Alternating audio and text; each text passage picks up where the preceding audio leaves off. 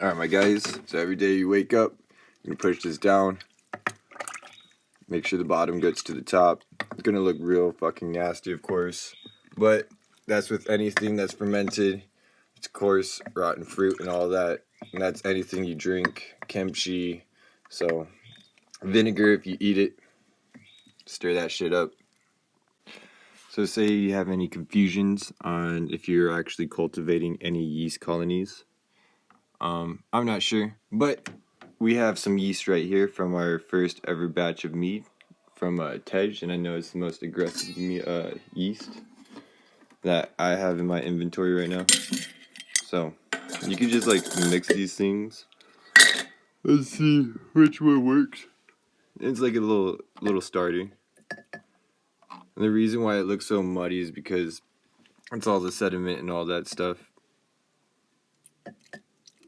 That's where you get the term muddy water, is the bottom of all that. It's the strongest.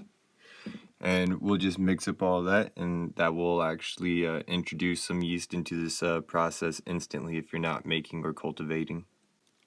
Alright guys, so it's been a couple days of just stirring this, taking off the top, stirring it around. You can see that the added headspace came in handy because all of this pushed up because of all the fermenting process. And you can see that this is working because you'll see all these like bubbles, mad non-stop bubbles coming from the very bottom. It's a little bit cloudy there. It's easier to see them up here. There we go. So that's how you know the process is working. This top layer over here, it's all mashy and all that, but it's starting to form a crevasse layer and everything rise, so that's why we had that headspace, or else everything would overflow. So we're just going to keep on stirring this, give it a couple more days, and then once we see all this stuff fall to the bottom, this is all like pulp and stuff, but like once we actually see extra stuff fall to the bottom, then we're going to strain this out and then start fermenting process of making actual alcohol. Alright guys, Bucket Hat Reports out here, and it's about that time that we strain out our mead and take out all the fruits, and we'll show you how that's done. So, if we look at our mead, shitty quality, but we can see all the top, and then at the very bottom we see all our yeast. It's all fallen. So what we want to try to achieve is try to move this jar downstairs, outside, so we could like take all this out with a strainer. But the goal is not to mix this up because we do not want to take the yeast out. We just want to take the fruit out. So this is going to be our straining setup. We have a bucket for all our fruits that we don't need. We're going to be taking these fruits and also recycling them in a compost, basically soil. We have a strainer. We have our gallons that we used. We're going to dump all this because we need to fill this up with this. We don't need all that. And we have a hose to siphon all this. So how we're going to get all this is we're going to strain all this out, put all the fucking fruit and junk in there. Then once it's all just liquid and yeast, we are going to use gravity and siphon this into these gallons. So it is going to make a mess. It is honey. It's going to be sticky. So at the end of the process, if you're outside, I highly recommend just, having a hose nearby. Drop all that shit in there. Pretty self-explanatory. Make sure all the liquids stay inside the thing. Get all the fruits out. So we got the majority of the big chunks. We have a bunch of pulp still left inside, but that's fine. That could be put into these the fermentation to alcohol process because we're going to, once we actually make actual alcohol, we'll be using a t-shirt to filter out the final product into mason jars. But we have a whole bucket full of fruit, and you don't want to make this go to waste for no fucking reason. So we got a pot full of dirt, has a bunch of like old ass fruit from the last batch. Boom, just drop that shit in there. And then of course it's gonna look all nasty. You don't want fruit on the top or else you're gonna get a bunch of bugs. Take some nice soil. Doesn't need to be any fancy. Fill this bitch up with some soil so it's not, no fruits are all exposed. That's pretty good enough. And then, every time you water your goddamn plants, just pour some water in this, and within time, all the fruits start degrading and puts the nutrients in the soil. If you want extra, like you don't want bugs so much, find like an anthill. You'll see like all these little fucking ants. Plop that shit on top. The ants will roll up in here and start eating all like the bug eggs and everything. Might eat some like, you know, fruits and whatnot, but it helps keep down like the little fucking fuckers flying around. And then this is proof. This is my other compost. I used Viking's blood in this, so it was like cherries, plums, and all that, all different types of seeds. And out of making alcohol, we got a plum plant coming up. So, you know, you never know what type of seeds you get. Something might sprout. If not, that just turns into really good soil.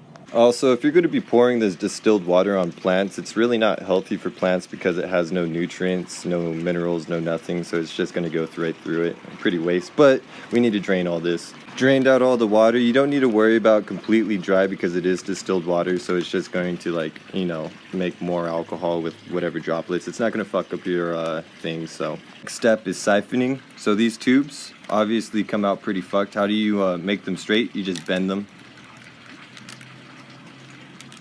And that will make a straight line. Now we got our line all straightened out. It's time to actually stir this to make sure the yeast is all uniformed.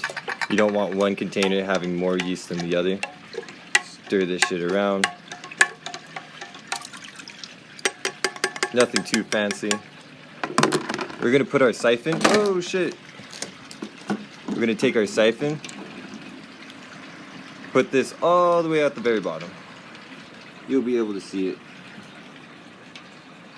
Alright, and now we take this end, and then we're just going to use gravity if you don't know how to siphon anything. So you're basically going to suck on this.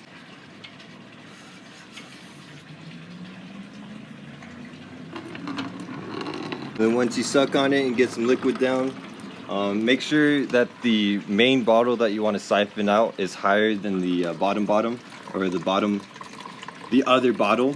And gravity is going to suck it out and bring it in. If this is higher than this, it won't actually siphon out. So remember, if you're ever going to siphon fuel or anything, make sure the container you're taking the liquids out and putting the liquids in, the container that you're putting the liquids in is always belower than the container you're taking out of. But you can see that shit. It's slowly rising up. So we just finished up our first gallon. It's not really a gallon, but you want to make sure you have some headspace because, you know, bubbling, you don't want to make a mess and get all the juices inside the filter. Well, the gas filter. So we're full. We took out the siphon. You got to make sure it's quick because it is dripping. This is all like sugar, water, honey, all that shit. So we put it into our next container. We're filling it up. Sometimes if you see the flow stop, that means this got caught up with some pulp in it. Also, you got to make sure this is always underwater or else it will stop siphoning and then you're going to have to suck on it again. You're going to get to a point when you get to the very bottom where it's really pulpy and you're going to be fucking around with like a lot of blockage. But once you get to that point where, like, you know, the liquids are very low, you're just going to tilt this shit and make sure you can continue to get that. Try to force all the liquid down into where the siphon should be. A good technique to make sure your thing doesn't get clogged is just to wiggle it around at the very end.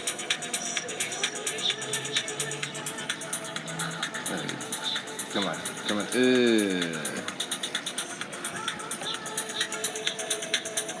So since I'm pretty fucking lazy and it's gonna take a while for all this pulp and stuff to go through that tiny hose, I just did some, like, you know, ice cream, you know, designer cake stuff. I just cut the corner of a bag and I'm going to put this corner inside there and then put all the liquids in there and hopefully it falls through the corner straight in there. New Strat, got all the shit on the side, but made a little bit of mess, ran up on the side, so that's fine. If you want to clean your bottles and make sure this doesn't get all fucking nasty while it's in your closet, just take some water and a hose. Turn this bitch on.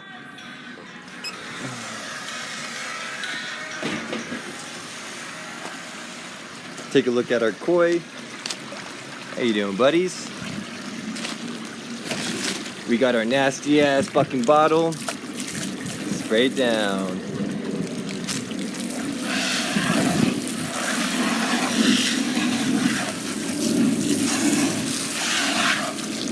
already tell that the alcohol process is already on the way, because once you put them in the bottles and the caps, the reason why we got to take off these caps is, you hear that, that's all gas. So if we had the caps on, like I said, the bottles would expand, eventually explode. Our next step is to make a gas chamber or a gas seal. So we're going to take a basic balloon. We're going to poke one hole with a, nothing too fancy, just a little bobby pin or something. Perfect. We just poked one small hole. You don't need anything besides one small hole. Anything more, it will release too much gas. So we put one on that. That's flaccid. We took out all the air. You don't want any air in this process, because this will turn into vinegar and not alcohol. To test if you actually have a good hole that's like going to release the air, only one small hole, just squeeze out all that shit and it shouldn't turn flaccid. You can hear it too go shh. Make sure it's on your bottle like a condom. And this is just the start. In a couple days, these are going to blow up, and then it's going to look like these. These were old previous batches. And basically the concept is the yeast is going to eat the sugar, producing gas, ethanol, methanol, and all that stuff. The byproduct, if you had the container or the seal on, like I said, it would blow up because of all the gas. That's why you put these balloons on with a hole. The gas is going to be escaping up, filling this up. This is all fucking byproduct of this. There's only one hole, so that means that there's only one way that this gas could escape. It's going to be pushing out with all this pressure, making sure that this is a perfect seal, because if all the gas is pushing out of one hole and there's maximum pressure, it's not enough pressure for the oxygen to get in. To know that you are done with this process, it's going to take months. You could honestly drink this now. It's going to be like a beer or low cider or whatever the fuck. But if you really want to make sure you have the most potent alcohol, you just wait until this goes like this. And then that's how you know there's no more reactions going in this. And then you would be able to take this off, and this would be pure alcohol. Then at the, this is about the halfway mark. Then we'll be showing how to actually final strain these into some mason jars using a t-shirt. And then once we get them in the mason jars and freeze them, then I'll show you how to cut the cream of the crop. Basically, when you freeze this in a mason jar and you finally have all your alcohol, the temperature is going to bring all the yeast down like this, and then you just take all your mason jars. I'll show you when that happens, but you're going to take your mason jars, siphon it again, but only take the top and try to leave the yeast at the bottom. The yeast is honestly really good for you, good for your body, but it will make you fucking shit. So, and you know, it's a higher looking quality if you actually let it settle and it looks like straight wine instead of like fucking honey and like cloud shit. So that's the end of this process, filtering it out, putting it into containers, and actually taking the formulated yeast and now finally making alcohol with this. So we'll see you in a couple months. This could take up to like however long, like 8 months. The longer you wait for this to curate, the stronger the alcohol. So that's Kuya Smoke with Bucket Hat Reports, and we're done straining and containing our mead, so it formulates into final alcohol.